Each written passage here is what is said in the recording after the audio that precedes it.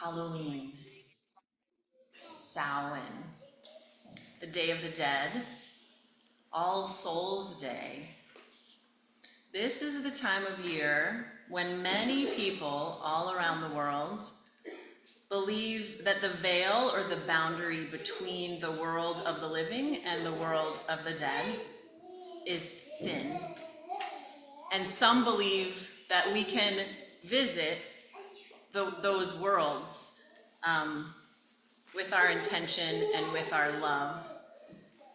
And some believe that the spirits of our ancestors can move freely among us and contact us during that time.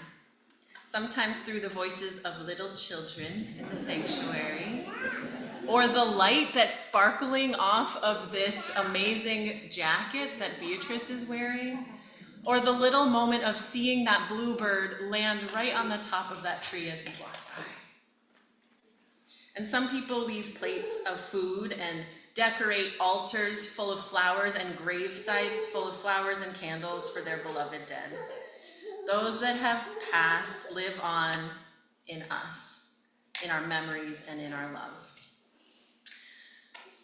So I'm going to invite you to be part of a ritual now to remember those who have passed and to honor them.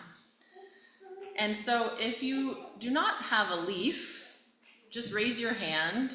We have a few extras, a leaf and a marker. So I see many people in the back row, I think the whole choir. And Suzelle is gonna bring some around with maybe a jar of markers. Yeah. And some people might need to just cut their own. We love you all. So while she's passing those out, I just invite you to get quiet. I know there's gonna be some noises. That's a reminder that nowhere in the world is completely silent, but we can be quiet within our hearts, and we can have grace for those who are not able to always be silent. So if you would like to, I invite you to close your eyes. Or if you would like, just shift your gaze to a soft gaze just a few feet in front of you. And just feel your lungs filling with air. Feel your belly expand. Feel your shoulder blades expand as you fill your lungs. Opening your chest. Feel the air move through different parts of your body, adding a little extra space to your fingertips and the bottoms of your feet.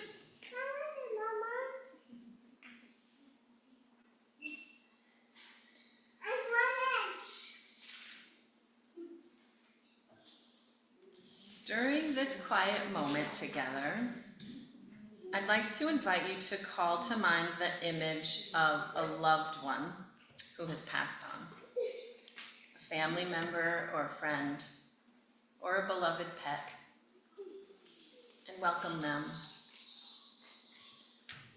Now, think of another. Maybe someone who died longer ago. Welcome them too. Greet them and any others who have come, any who have passed on in the last decade or even when you were a lot younger. They're still with us because we cared about them and we still care about them. Imagine yourself greeting each person and animal one by one. Imagine that you do what we do among the living. Imagine shaking their hand. Imagine giving them a hug. Maybe even kissing them on the cheek.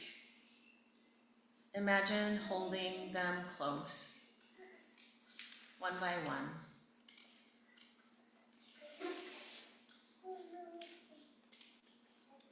Let yourself feel their energy. Feel their joy and their sadness.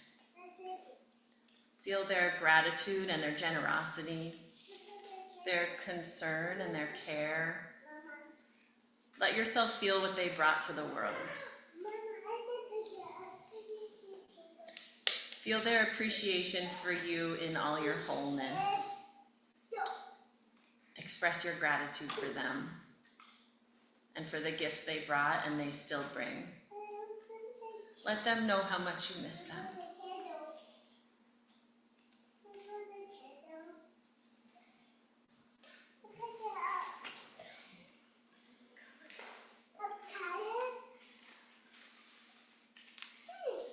Now step back and see the whole group as a whole. Thank them for being here. And wave goodbye. And watch them wave back. And know that you can visit them anytime you want. Now return to your breath. And feel the floor beneath you. Take a few slow, deep breaths.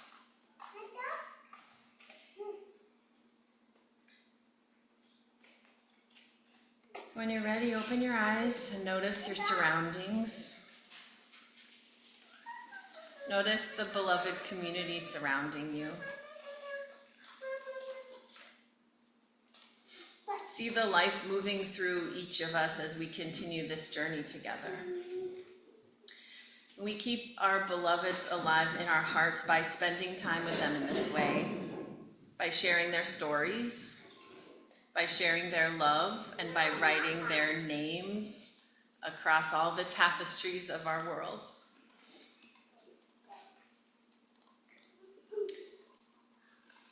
So, when you're ready, I invite you to take your leave.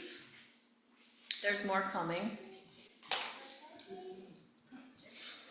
And you can write the names of any of those lovely people or pets that visited you just now. And feel free to decorate the leaf or write what they brought to the world. What love did they bring?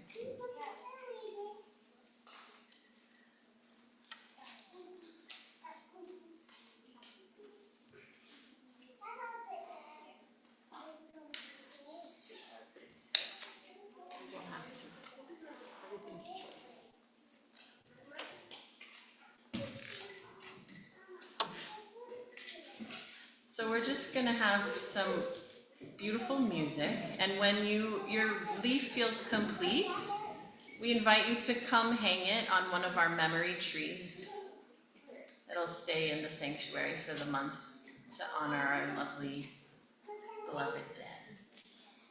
Thank you.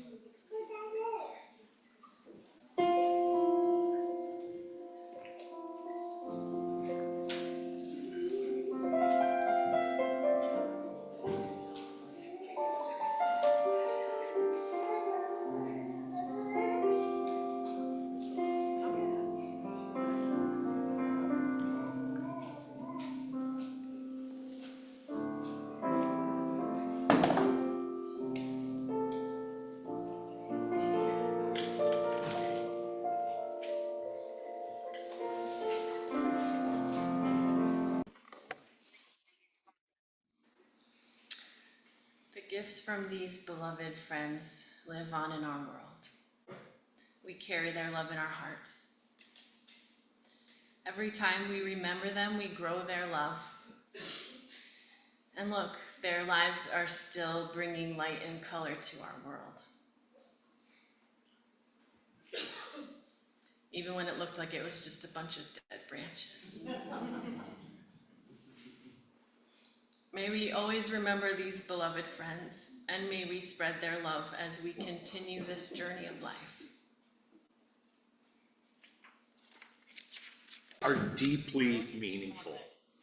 Hand fasting, like the one described in the poem I just read, is a handshake between the betrothed, sealed with ribbon wound around the hands of the celebrant of the ritual.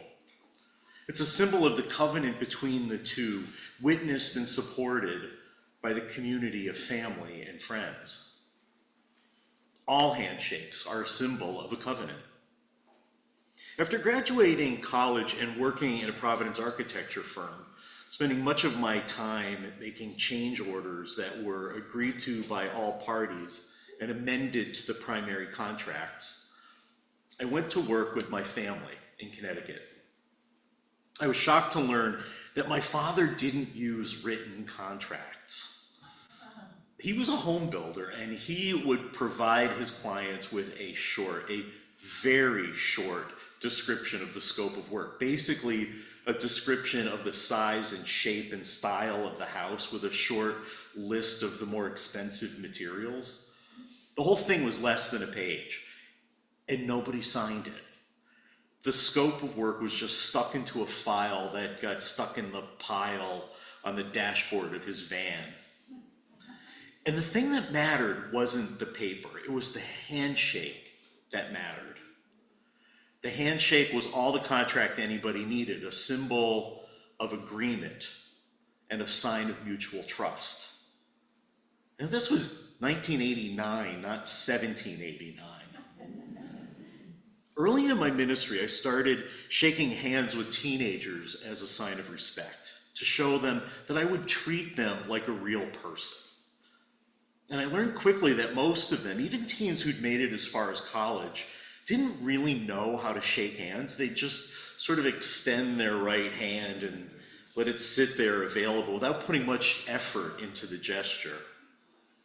So around the time teenagers were coming of age, about 14 or 15 years old, I started showing them intentionally how to shake hands. It's a little pushy, I know, and probably way outside of my job description of a community minister. But I did it. I showed them how to be firm but not crushing, intentional but not too energetic, to look the other person in the eye while shaking. 3 shakes, I told them, is ideal. Like it or not, I said, you'll be judged positively or negatively your whole life based on other people's first impressions. And a good handshake is one of the best first impressions you can make. It conveys your respect for the other person. Of course, that was 20 years ago, and handshakes don't seem to matter much to most people, especially in a post-COVID world. There's something kind of oldie-timey about handshakes, kind of conservative. The one exception I can think of recently is Paul Hollywood, one of the judges of the Great British Baking Show. If he shakes a contestant's hand after testing one of their creations, the baking contestant nearly swoons. The handshake is a sign that they've reached a new level of respect with the celebrated and notoriously demanding judge. But there was a time when handshakes were an important part of any contract, social, financial, or casual. They sealed the deal, almost like having something notarized today. Those were the days when clothing also mattered, and everyone wore a uniform. Businessmen and politicians wore 3-piece suits, ministers wore robes, doctors and nurses wore white, the women with white tights and those funny little hats. Tradespeople wore coveralls with the company logo and their name embroidered on the chest. Waitresses and maids wore aprons, unique to their job. These uniforms mattered because they conveyed not only expected gender roles, but a place in society, station, you might even say caste. Your uniform was an outward expression of the level to which you could be trusted, a signal of how others should treat you and the boundaries of your relationship. Even outside of work, there was an expectation about how one would dress. I can remember as a child in the late 60s, women shaking their heads disapprovingly at other women who weren't dressed appropriately at the grocery store. Things were beginning to change radically, at least in the realm of fashion and personal expression.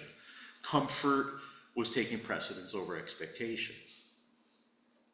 These days, though, people go to funerals in flip-flops and tank tops, and you can't tell anyone's role on a hospital staff. You can't even tell staff from customers in stores, trust me, never wear a red shirt to Target. The thing is that we've always been in times of change, and the uniforms always reflect those changes. Like in the 1960s, John F. Kennedy single-handedly 86'd the norm that men wear hats in public all year round. For generations during the summer, men would wear straw hats, which were cooler and lighter than the felt fedoras of winter. In most of the country, the unwritten rule was that straw hats were appropriate from May 15th to September 15th. And if anyone dared cross over those dates, they exposed themselves to public ridicule. In his 2004 book, Hatless Jack, The President, the Fedora, and the History of an American Style, Neil Steinberg, who was then on the editorial board of the Chicago Sun-Times, tells the story of an event in New York City, which began on September 13th, 1922. A group of young men got a 2-day jump on the traditional taunting of sartorial culprits and took it one step further by ripping off the straw hats of factory workers, throwing them on the sidewalk and stomping the hats to bits. Now, most men who were targeted didn't resist. They just scurried off. But then the young men got to a group of dock workers, and those dock workers fought back. And a punishing brawl ensued. Police were called to the scene. But that wasn't the end of it. Fights continued the following evening with gangs of teenagers prowling the streets with big sticks, often with nails at the ends, so they could, from a distance, poke hats off and then stomp them. They would beat resistors. And the melee got so big that it stopped traffic on the Manhattan Bridge. And the next night was even worse. A mob of more than 1,000 young men ran amok. It was a full-on riot. A few victims were hospitalized, a few perpetrators were arrested. All of the aggressors were younger than 18. They were all white, and they were all male. Now, the riots were not about fashion. They were about class, race, power, and victimizing anyone who dared exist outside of social norms. The riots were about resisting change, trying to preserve the past. The amazing thing is that seasonal hat snatching continued throughout the 1920s in New York City. One man was murdered in late September of 1924 for wearing a straw hat. The aggression dwindled away finally with the breadlines of the Great Depression. In the throes of a global financial crisis where few had money for fineries and simply wore whatever they had, some of the old rules didn't seem to matter so much, especially if they made things worse for some. And this kind of thing, it's always gone on.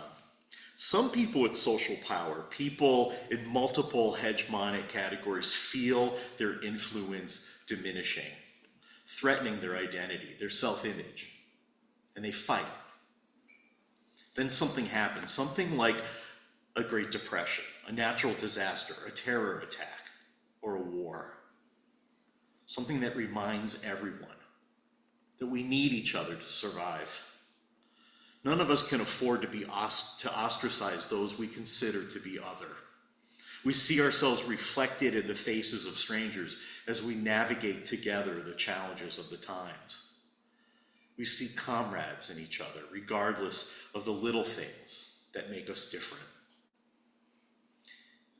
And that big something always happens. It's never easy, but it happens. Even now. These days, the weapons are deadlier than they were in 1922, and the angry men are older. The stakes are higher.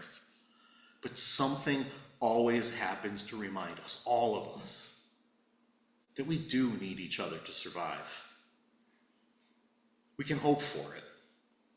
Even though we don't know what it will be or when it will come, that big something will happen. And it will test our mettle and challenge us to our core, but it will demand our attention, our care, and ultimately, it will renew our social contracts, cause us to reach our hands out to one another in respect, as a symbol of our faith in each other and the institutions that protect us and unite us. We can count on it, and I would shake on that. Please rise now in body or in spirit as we sing together.